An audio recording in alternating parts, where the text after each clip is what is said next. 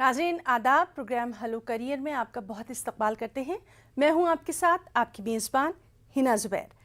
नाज़रीन, न्यूज़ 18 उर्दू का हमारा ये ख़ास प्रोग्राम ख़ास तौर पर उन तालिब इल्मों के लिए, उन स्टूडेंट्स के लिए है जो कि करियर में अपनी कुछ रहनुमाई चाहते हैं। क्योंकि आप सभी जानते हैं कई कोर्सेज़ में, कई जो यूनिवर्सिटीज़ हैं, कई कॉलेजेस में एडमिशन का जो प्रोसेस है वो अभी शुरू हो रहा है। कहीं लिस्ट आ रही है, कहीं लिस्ट आ चुकी है। ऐसे में करियर को लेकर हमारे सामने एक बड़ा सवाल खड़ा हो जाता है। घबराइए मत, हमारा ये ख़ास प्लेटफॉर्म सिर्फ आपके लिए है। हमारे साथ एक ख़ास करियर एक्सपर्ट रहेंगे जिनसे आप अपने सवाल कर सकते हैं। हमारे नंबर आपके टीवी स्क्रीन पर फ्लैश हो रहे हैं, आप हमें कॉल कर सकते हैं और अपने करियर से मुताल्लिक़, अपनी तालीम से मुताल्लिक़, अपनी क्या सब्जेक्ट आपको लेना चाहिए, क्या कोर्स आपको परस्यू करना चाहिए, इसके ताल्लुक़ से हमारा ये प्लेटफॉर्म ख़ास आपके लिए। तो चलिए अपने प्रोग्राम की शुरुआत करेंगे। सबसे पहले मैं आपका तारुफ करवाती हूँ। हमारे साथ मौजूद हैं बहुत ही जानी पहचानी शख्सियत, कई इनामात से इन्हें नवाजा जा चुका है। हमारे प्रोग्राम में आप इन्हें कई बार देख चुके हैं। डॉक्टर संजय सिंह बघेल जी, जो कि एसोसिएट प्रोफेसर हैं दिल्ली यूनिवर्सिटी से, और सबसे अहम ये कि करियर एक्सपर्ट के तौर पर इनसे हम रहनुमाई हासिल कर सकते हैं। कई जाने पहचाने मंचों पे आपने इन्हें देखा है। संजय जी, बहुत बहुत इस्तकबाल करना चाहेंगे अपने खास प्रोग्राम में। बहुत बहुत शुक्रिया हिना जी आपका और टीवी 10 उर्दू का जो मुझे मौका देता है अपनी बात शेयर करने के लिए आप सबके बीच में, और धन्यवाद। और मुझे अच्छा लगता है कि मैं अपना जो थोड़ा बहुत नॉलेज है उन बच्चों के साथ शेयर कर पा रहा हूं बिल्कुल जो सर। करियर को लेकर के पसोपेश में है और उलझन में रहते हैं। जी बहुत बहुत धन्यवाद हिना। जी सर, तो चलिए नाज़रीन, आप हमें कॉल कर सकते हैं। हमारे साथ माहिर एक्सपर्ट बैठे हैं, आप इनसे रहनुमाई हासिल कर सकते हैं। सर, हम आपसे यही शुरुआत करना चाहेंगे कि जिस तरह से हमने देखा कि डीयू की कट ऑफ लिस्ट जो है वो आ गई है, इसके ताल्लुक़ से हम आपसे जानकारी चाहेंगे, क्योंकि बहुत सारी टेक्निकल चीज़ें वो आप हमें बेहतर बता सकते हैं। जी देखिए हिना, डीयू की जो कट ऑफ लिस्ट आज ही आई है, और देखिए देश भर के सभी बच्चों का एक सपना होता है दिल्ली यूनिवर्सिटी के विभिन्न कॉलेजों में पढ़ने का। क्योंकि यदि आपने अभी एनआईआरएफ रैंकिंग आई है तो उसमें देखा होगा कि 10 में से 5 कॉलेज जो टॉप 10 के हैं उसमें से दिल्ली विश्वविद्यालय के हैं। चाहे वो मिरांडा हाउस रहा हो, चाहे लेडी श्री राम कॉलेज रहा हो, चाहे एसआरसीसी रहा हो या हिंदू कॉलेज रहा हो। तो बहुत सारे बच्चों के देश के एक सपना टाइप से होता है दिल्ली यूनिवर्सिटी में पढ़ने का। जी और ये आपको जानकर हैरानी होगी कि जो आज जो कट ऑफ आई है जी। उसमें से कई सारे सब्जेक्ट का जो परसेंटेज आया है एडमिशन के लिए वो 100 है। हम्म 100% पे कट ऑफ आई है। तो आप देख लीजिए कि कितना मुश्किल होता है दिल्ली यूनिवर्सिटी में। और ये बिल्कुल। जानकर आपको आश्चर्य होगा कि इस बार जो बच्चों ने अप्लाई किया है ड्यू में एडमिशन के लिए उसमें से 9200 बच्चे ऐसे हैं जिनका 100 में 100 आया है। मतलब 100% के हम्म साथ, परसेंटेज के साथ वो एडमिशन की सोच रखते हैं यहाँ पे आने के लिए। तो एक थोड़ा डिफिकल्ट है लेकिन नामुमकिन नहीं है। और मुझे लगता है जो भी सपना देखते हैं और एक अच्छा नंबर पाए हैं तो उनको जरूर यहाँ पे एडमिशन मिलेगा। जी बिल्कुल, आपने ठीक कहा कि बहुत अच्छा जो है एजुकेशन ग्राफ हमारे बच्चों का जा रहा है। और जाहिर सी बात है कि अच्छी यूनिवर्सिटी में, और ख़ास तौर पर दिल्ली की जो मुख्तलिफ यूनिवर्सिटीज़ हैं वहाँ पे पढ़ने का ख्वाब जो है वो हर तालिब इल्म, हर स्टूडेंट देखता ही है। संजय जी, हम आपसे यहाँ पर ये ज़रूर जानना चाहेंगे कि चूँकि तकरीबन 4-5 लाख से ज़्यादा बच्चे इस तरह के जो एप्लीकेशन फॉर्म्स हैं वो भरते हैं, बहुत मुश्किल होता है। जैसे कि आपने बताया कि 100% यहाँ पर बेहद ज़रूरी है। लेकिन यहाँ तक आने के लिए, मतलब उस लिस्ट में नाम आए, यहाँ तक आने के लिए हमें किस क्लास से अपने बच्चे को तैयार करना है, या एक स्टूडेंट को किस क्लास से तैयारी करनी चाहिए? देखिए हिना, जिस तरह एक तरह से नंबर बट रहे हैं आजकल। जब हम लोग पढ़ते थे तो 12th में जिनका 80% आता था, लगभग 80 बिल्कुल। परसेंटेज के आसपास, वो टॉपर होता था। लेकिन खासकर ये कोरोना के दौरान जो एक तरह से सरकार ने एक सिस्टम निकाला था, जो प्रक्रिया की थी असेसमेंट की, मूल्यांकन की, 30 30 एंड 40% कि 10th में 30% और फिर 11th में 30% और 12th में 40%। जी। तो एक तरह से इंटरनल असेसमेंट हुआ और कंटिन्यूअस असेसमेंट उनके 3 साल का हुआ, इसलिए इस बार नंबर बहुत ज्यादा बच्चों के आए हैं। लेकिन तब भी यदि हम कहें कि ये असेसमेंट नहीं भी होता, ये मूल्यांकन प्रणाली नहीं भी होती, तब भी ड्यू में पिछले साल का भी हम देखें तो तब भी मुझे लगता है 3000 के आसपास पिछले साल भी बच्चे आए थे जो 100 में 100% लेकर आए थे। जी। तो एक तरह से नंबर बहुत मिल रहे हैं। ऐसे में मुझे एक तो यूनिवर्सिटी के लिए भी सलाह मैं देना चाहूंगा कि एक ऐसे बच्चों के लिए जो एक तरह से यहाँ सपना रखते हैं दिल्ली यूनिवर्सिटी जैसे यूनिवर्सिटी में पढ़ने के लिए, वहां पे एंट्रेंस एग्जाम हो, क्योंकि 4-5 लाख बच्चे यहाँ पे अप्लाई करते हैं और किसी वजह से उनका कुछ नंबरों से रह जाता है, 1 या 2% छूट जाता है, तो उनका सपना चकनाचूर हो जाता है। तो एक तरह से ये जो नंबर है, नंबर का गेम कुछ क्षणों का लिए होता है, लेकिन उसकी पूरे व्यक्तित्व का नहीं होता है। तो ऐसे समय में एक तो एंट्रेंस एग्जाम होना चाहिए, दूसरा यदि उनका नहीं आता है किसी विषय में, मान लीजिए कि उनका सपना था एलएसआर में पढ़ने में, लेडी श्री राम कॉलेज में पढ़ने के लिए, या मिरांडा हाउस में पढ़ने के लिए, या हिंदू कॉलेज में पढ़ने के लिए, सेंट स्टीफन से पढ़ने के लिए, तो वो निराश ना हो, क्योंकि दिल्ली यूनिवर्सिटी के किसी भी कॉलेज में यदि किसी बच्चे को एडमिशन मिलता है तो उनको ले लेना चाहिए, क्योंकि जो पूरी प्रक्रिया होती है पढ़ाने की, पढ़ाने वाले टीचर होते हैं उतने ही क्वालिफाइड होते हैं। डिग्री जो मिलती है आपको दिल्ली यूनिवर्सिटी की मिलती, किसी कॉलेज की नहीं मिलती है। तो ये बच्चों के मन से कंफ्यूजन दूर होना चाहिए कि ड्यू में पढ़ने का सपना सिर्फ एलएसआर और सेंट स्टीफेंस या हिंदू कॉलेज है।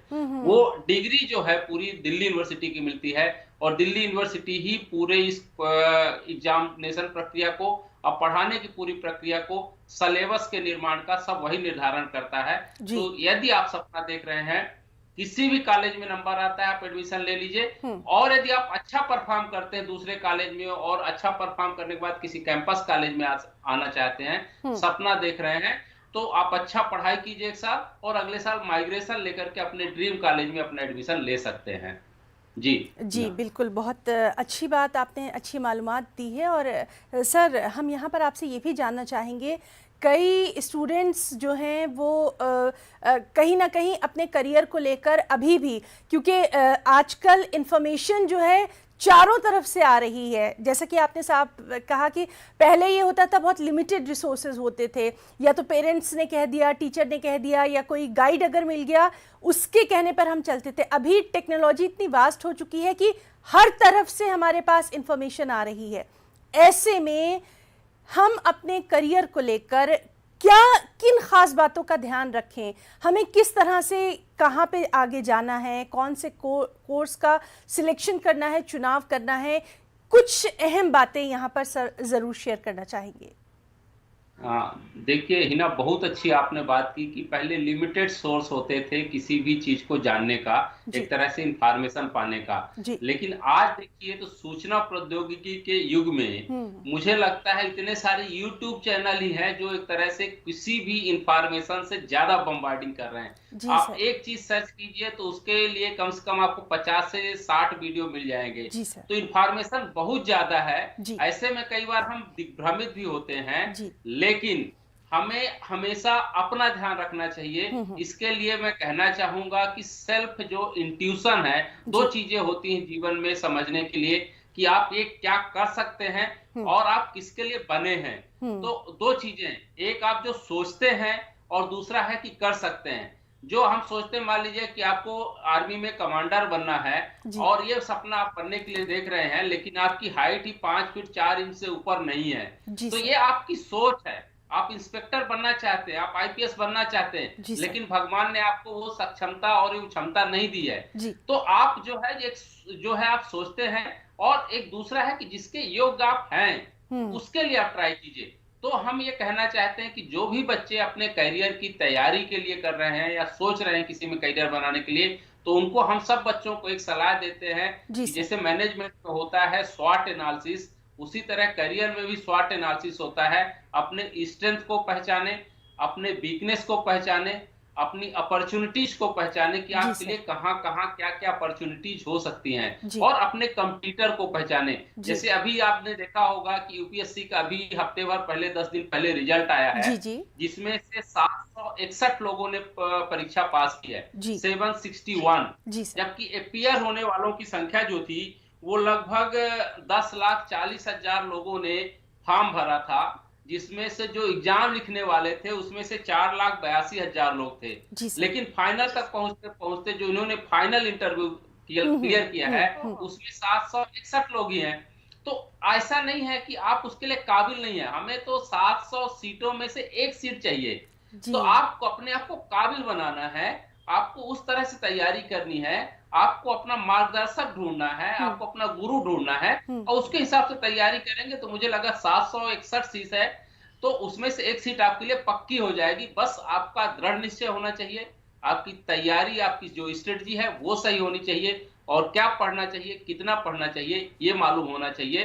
तो मुझे लगता है कोई भी प्रतियोगिता आपके लिए कठिन नहीं होगी, सभी बिल्कुल। कुछ आसान है, डिपेंड करता है कि आपने तैयारी कैसे की है और किस माध्यम से की है। जी जी बिल्कुल, हिना। बहुत सही आपने ये बात हमारे तमाम नाज़रीन और ख़ास तौर से हमारे तालिब इल्मों तक, स्टूडेंट्स तक पहुंचाई है कि हमें कहीं ना कहीं गाइडेंस ज़रूर लेनी है। और इसीलिए हमारा ये ख़ास प्रोग्राम हेलो करियर भी है, जिसमें आप हमें कॉल कर सकते हैं। हमारे नंबर आपकी टीवी स्क्रीन पर फ्लैश हो रहे हैं। हमारे साथ एक एक्सपर्ट करियर गाइड बैठे हुए हैं, आप उनसे कुछ भी सवाल कर सकते हैं अपने करियर को लेकर।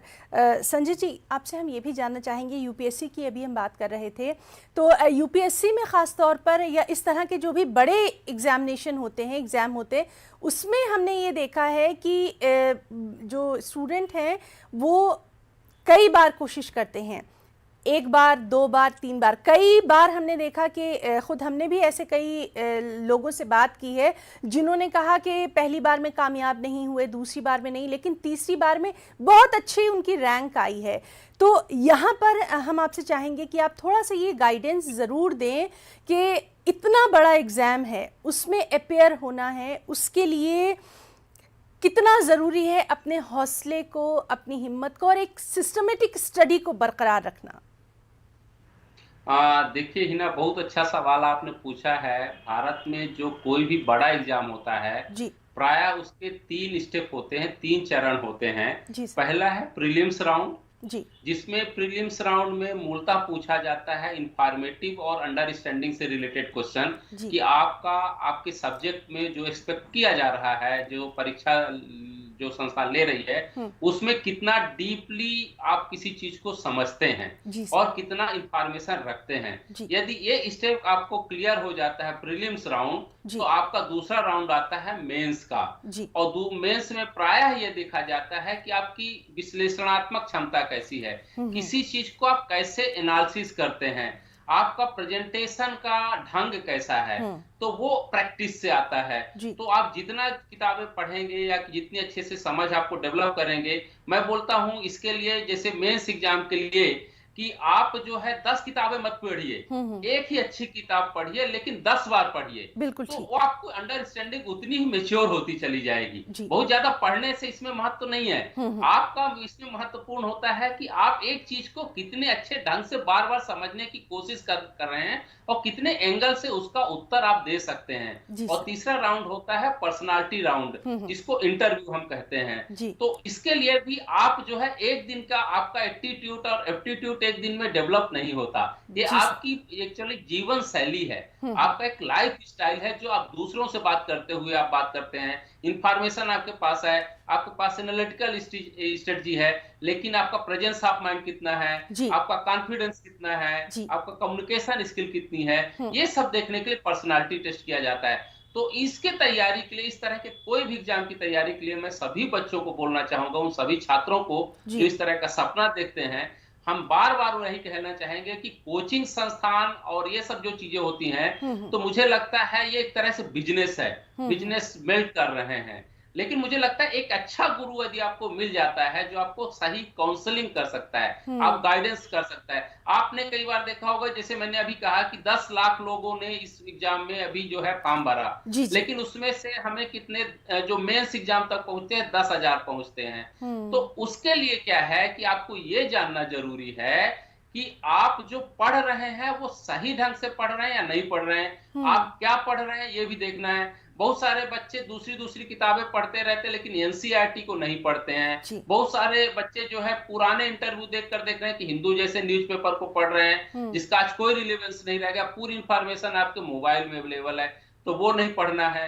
तो और दूसरा जो है ऐसे वगैरह जो पढ़ते हैं, आप बहुत सारे टीवी डिबेट्स में वो सब चीजें सुन सकते हैं, या कि कोई यूट्यूब चैनल अच्छा है तो उसमें जा सकते हैं। तो बहुत सारा इंफॉर्मेशन, जैसे आपने कहा कि अब बहुत ज्यादा भटकने की जरूरत नहीं है, आपको जी सर। फोकस होकर तैयार करना है। आपने जो विषय लिया है उसमें फोकस रखिए, उसको कंसंट्रेट करिए, उसको जितना ज्यादा हो सकता है डीपली समझने की कोशिश कीजिए। क्योंकि यूपीएससी ये नहीं चाहता है कि यूपीएससी जैसा कोई भी एग्जाम बेसिकली आपका बहुत ज्यादा कितना ज्ञान है ये नहीं देखता है। जी सर। आपके पास जो ज्ञान है हम्म। उसको कितने अच्छे ढंग से इंप्लीमेंट कर सकते हैं, कितने अच्छे से आप व्याख्यायित कर सकते हैं, ये टेस्ट करना बेसिकली यूपीएससी जैसे एग्जाम का एक्चुअली प्रयास रहता है। तो आप, जैसे मैंने बार बार कहा कि 10 किताबें पढ़ने से अच्छा एक किताब पढ़ें, लेकिन 10 बार पढ़ें, बार बार पढ़ें, उसको समझेंगे। जिस दिन आपको ये चीजें आ जाएगी समझ में, तो मुझे लगता है ये एग्जाम आपके लिए, इस तरह के जी एग्जाम डॉक्टर संजय आसान सिंह हो। बघेल जी, आपने तो यहाँ यूपीएससी में आगे जाने वालों को एक मंत्र दे दिया है, गुरु मंत्र की तरह से आपने यहाँ बहुत आसान, बहुत अच्छे तरीके से उन्हें समझाया है कि उन्हें क्या करना है, और इसीलिए हमारा ये खास प्रोग्राम भी है। और चलिए अब हम बात करने की कोशिश करते हैं अपने कॉलर से। Hello hello. हेलो जी, आप जी, अपना हेलो। नाम बताइए, कुछ पूछना चाहते हैं तो आप पूछ सकते हैं हेलो गुलाम करियर अहमद, में। गुलाम अहमद जम्मू कश्मीर से बात कर रहा हूँ। जी सर। हाँ, एक्सपर्ट से बात करनी थी। आपकी आवाज उन तक पहुंच रही है, आप सवाल कर से। जी जी गुलाम साहब हाँ, पूछिए। आपकी आवाज मुझ तक पहुँचती है? जी मेरी आवाज पहुँचती है आप तक? सवाल करिए। जी जी बिल्कुल आ रही है, आप सवाल नीट के पूछिए। बारे में ये सवाल पूछना था कि नीट में नेगेटिव मार्किंग जो होती है, नेगेटिव मार्किंग क्यों होती है, इसका मतलब क्या है? ये देखिए, जैसे अभी मैं बता रहा था हाँ। कि निगेटिव मार्किंग का जहां तक सवाल है, तो इसमें दोनों ऑप्शन है। यदि आपको नहीं आता है तो वो छोड़ दीजिए। इसीलिए कहते हैं निगेटिव मार्किंग में जब आप ट्राई करते हैं, आप क्या करते हैं, लालच में आके पूरे करते हैं, तो जो सही होता है वो भी गलत कर बैठते हैं। तो निगेटिव मार्किंग एक पैटर्न है आपकी, बेसिकली आपका मूलतः आपकी ओरिजिनल नॉलेज को चेक करने के लिए। तो आप ऐसा कीजिए, मैं, क्योंकि यदि निगेटिव मार्किंग है तो सिर्फ एक व्यक्ति के लिए नहीं है, वो सभी के लिए है। तो आप तैयारी इसी तरह कीजिए कि आपको निगेटिव मार्किंग यदि होती भी है तो कोई अंतर ना पड़े। तैयारी आपकी सही होनी चाहिए कि सब जितनी मार्किंग हो, पॉजिटिव मार्किंग में आपका का बच्चा जो है एकदम से अच्छा नंबर लेकर आए। जी तो बहुत शुक्रिया, और लगातार आपसे हम जानकारी जो है हासिल कर रहे हैं। नाज़रीन, आप हमें कॉल भी कर सकते हैं, हमारे नंबर आपकी टीवी स्क्रीन पर फ्लैश हो रहे हैं। जब आप हमें कॉल करें, बराए मेहरबानी टीवी की आवाज़ बंद कर दें। यहाँ पर हम रुकना चाहेंगे एक छोटे से ब्रेक के लिए, कहीं जाइएगा नहीं, जल्द लौटेंगे। तो ब्रेक के बाद ख़ास प्रोग्राम हेलो करियर में आपका बहुत इस्तकबाल करते हैं। हमारे साथ मौजूद हैं doctor Sanjay Singh Baghel ji, associate professor Delhi university DU से हैं, और करियर से मुताल्लिक़ आपके जो भी सवाल हैं, जो भी आप पूछना चाहते हैं, इसके लिए हमारे साथ ख़ास तौर पर वो अपना कीमती वक्त दे रहे हैं। डॉक्टर संजय सिंह जी, आपसे हम ये भी जानना चाहेंगे, कई बार हमने देखा है कि 10th के बाद कुछ बच्चे, कुछ स्टूडेंट्स 11th-12th में एक सब्जेक्ट लेते हैं, लेकिन 1-2 साल में उनको लगता है कि शायद वो इस सब्जेक्ट में उनको इंटरेस्ट नहीं है, या आगे उनका करियर जो है वो कुछ और रुख इख्तियार कर सकता है, उसके बाद वो फिर अपना सब्जेक्ट चेंज कर देते हैं। इसी तरह से वो ग्रेजुएशन में भी करते हैं। लेकिन हम आपसे यहाँ पर ये जानना चाहेंगे कि जब किसी बड़े इम्तिहान की हम तैयारी कर रहे हैं और हमें पहले से पता है, तो फिर हमें अपने करियर जो सब्जेक्ट का जो सिलेक्शन है उसको करने में किन खास बातों का ध्यान रखना चाहिए? आपने, और मुझे लगता है भारत देश के, अपने देश के लगभग 80% बच्चों के साथ इस तरह का जो धर्म संकट होता है कि कौन सा विषय उनको 11th में चूज करना चाहिए। क्योंकि यदि हम देखें, यहाँ पे सब्जेक्ट सिलेक्शन के 3 आधार होते हैं। जी सर। एक तो होता है कि माँ बाप का एक सपना होता है कि वो डॉक्टर और इंजीनियर नहीं बन पाए या आईएएस नहीं बन पाए, तो उनको लगता है कि हमारा बच्चा जो है, पड़ोस के बच्चे का, पड़ोसी का बच्चा यदि मेडिकल में चला गया है, आईआईटी में चला गया है, तो उनके बच्चे को भी मेडिकल और आईआईटी की परीक्षा देनी चाहिए। तो सबसे पहला इन्फ्लुएंस जो होता है बच्चों को सब्जेक्ट सिलेक्शन के लिए पेरेंट्स का होता है, जी। और उसी हिसाब से वो जो है बच्चों को मोटिवेट करते हैं, प्रेरित करते हैं कि वो बच्चा उनका यदि मेडिकल ले, साइंस ले या आईआईटी से रिलेटेड जो सब्जेक्ट मैथ है जी। उसको ले, क्योंकि पड़ोस के लोग उस तरह कर रहे हैं, और लोगों का एक तरह से जो इन्वायरमेंट का जो प्रेशर होता है वो भी पेरेंट्स के ऊपर कहीं ना कहीं ये दबाव होता है। दूसरा जो बच्चों का सब्जेक्ट सिलेक्शन का आधार होता है वो अपने पीयर ग्रुप से लेते हैं, सीखते हैं। यदि उनके जो सबसे अच्छा साथी 10th में था वो जाकर के मान लीजिए कि ड्यू में कॉमर्स और इकोनॉमिक्स में एडमिशन ले रहा है, या बीए ऑनर्स पॉलिटिकल साइंस में एडमिशन ले रहा है, तो ये राम और लक्ष्मण की जोड़ी जैसे उनकी जोड़ी ना टूटे, इसलिए एडमिशन ले लेता है कि उसका दोस्त वहां पे जा रहा है। और तीसरा वो बच्चा है जो अपना सेल्फ असेसमेंट, जिसको हम बोलते हैं स्वॉट एनालिसिस, कर चुका होता है। वो जानता है, वो बहुत पहले मैच्योर हो गया है कि उसको क्या करना है जीवन में। और ये बच्चे जो एक तरह से अपने आप को समझ करके जो निर्णय सही समय पे ले लेते हैं इस 11th क्लास में, तो मुझे लगता फिर उनको आगे किसी तरह की कठिनाई नहीं होती, और यूपीएससी या कोई भी दुनिया का एग्जाम उनके लिए कठिन नहीं होता, क्योंकि वो जानता है कि मेरे अंदर ये कैपेबिलिटी है और मेरा इंटरेस्ट है। और जब व्यक्ति का इंटरेस्ट है किसी चीज को आगे समझने का, जानने का, उस पर काम करने का, तो मुझे लगता है उसको जानते जानते वो इतना मेच्योर हो चुका होता है कि फिर जितने भी बड़े एग्जाम है, छोटे बड़े एग्जाम होते हैं, उसके लिए आसान हो जाता है, क्योंकि उसका अपना इंक्लिनेशन जो होता है 10th के पहले ही पता चल गया होता है कि हमें यही करना है, हमें आईआईटी में जाना है, हमें मेडिकल में जाना है, हमें यूपीएससी करने जाना है। जैसे अभी आपने देखा होगा जो यूपीएससी का टॉपर था इस बार, शुभम कुमार, जो आईआईटी बॉम्बे का पढ़ा है, उसने बोला कि मुझे तो 10th में पता चल गया था, 8th क्लास के बाद मैं पटना पढ़ने चला गया और मुझे पता था कि इसके बाद मुझे यूपीएससी देना है। और जब उसने 10th में जाके ये निर्णय ले लिया कि मुझे यूपीएससी करना है, तो वो देखिए वो लड़का टॉप कर गया। तो वो ऐसे बच्चों का परसेंटेज बहुत कम होता है। और हम एक बात करना चाहें कि दुनिया का जो सबसे बड़ा पर्सनालिटी डेवलपर आज के डेट पे है, जो सबसे बड़ा मोटिवेटर है, वो है ब्रायन ट्रेसी साहब। वो बोलते हैं कि दुनिया में 97% लोगों को यही नहीं पता होता, क्योंकि मेरी एक किसी पर किताब आ रही है, जल्दी ही आपके पास मार्केट में आएगी, तो कि 97% लोग बच्चों को यही नहीं पता है कि उनको करना क्या है। 3% लोग सिर्फ ये जानते हैं कि उनको जीवन में करना क्या है अर्ली स्टेज में। और जिन्होंने ये निर्णय ले लिया उसमें से 2.97% लोगों की सफलता का जो प्रतिशत रहा है वो बिल्कुल 100% रहा है। तो इस तरह हमें निर्णय लेने में थोड़ा सा तकलीफ होती है, लेकिन उसके लिए वही मैंने कहा कि एक अच्छे काउंसलर का, एक अच्छे मेंटोर का, एक अच्छे गुरु का सही समय पर मिल जाना बहुत मुश्किल काम है। यदि आपने उसको ढूंढ लिया तो मुझे लगता है जीवन की हर एक राह आपके लिए आसान हो जाएगी। जी, बहुत अहम बात आपने बताई है। और चलिए बात करने की कोशिश करते हैं अपने अगले कॉलर से। हेलो जी मैम, आप अपना नाम बताइए, कहाँ से कॉल किया, सवाल करिए। मैम मैं जम्मू कश्मीर से बोल रही हूँ और मेरा नाम प्रेरणा पंडिता है। जी मैम, एक्चुअली मेरा अभी रिसेंटली जो कट ऑफ है मेरा मिरांडा हाउस में आया है अंडर कश्मीरी माइग्रेंट। जी, और कट ऑफ जो है वो 95% है और मेरी परसेंटेज 95.75% है। और सिंस मिरांडा हाउस में एक ही सीट है कश्मीरी माइग्रेंट के लिए, तो मेरा क्वेश्चन ये था कि अगर मैं खुद को एडमिट करवा देती हूँ और ऑन दी अदर हैंड कोई दूसरा स्टूडेंट जिसके मेरे से ज्यादा परसेंटेज है, तो क्या मेरी एप्लीकेशन कैंसिल होके उस बच्चे को ले लेंगे, ऐसा होगा? जी बिल्कुल। जी संजय जी। रेहाना, मैं आपको बताना चाहूंगा कि यदि आपका एडमिशन हो जाता है, जैसे आज आपने कट ऑफ बताया है कि आ गया है आपका नाम और कश्मीरी माइग्रेंट के लिए है, तो ये 3 दिन ओपन होता है। कट ऑफ आने के बाद 3 दिन आप एलिजिबल हैं। यदि आपका उस परसेंटेज में आता है और दूसरा बच्चा भी आ जाता है, तो आपको बिल्कुल डिनाई नहीं किया जा सकता कि आपसे 2% या 0.2% या 3% या 2.5% कोई आगे आ जाता है तो आपका एडमिशन कैंसिल कर दिया जाएगा। क्योंकि 3 दिन इसीलिए दिया जाता है, जितने बच्चे उस 3 दिन के भीतर उस परसेंटेज में आते हैं वो सभी का एडमिशन होगा। तो आप घबराइए नहीं, बेधड़क होकर बिना चिंता के आप जाके मिरांडा हाउस में एडमिशन लीजिए।